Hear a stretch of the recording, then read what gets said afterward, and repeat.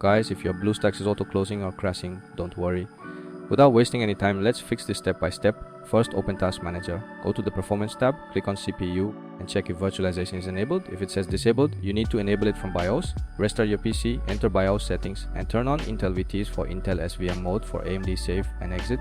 Now next step, go to Windows search and type optional features. Click on more Windows features. Make sure these are turned OFF, Hyper-V, Virtual Machine Platform, Windows Hypervisor Platform. After unchecking them, click OK. Windows will search for required files. Once it finishes, restart your PC. Now open BlueStacks.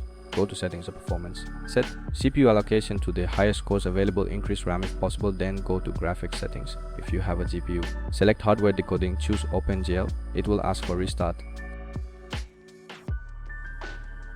Just restart BlueStacks. Now go to settings at about. Click on check for updates. Sometimes we use an old version and that causes crash problems. If there is an update available, download and install it. After updating to the latest version, the issue should be fixed. If you're still facing problems after doing everything, then it might be a Windows bug. In that case, update your Windows to the latest version. And that's it. Your BlueStacks should now run smoothly without crashing.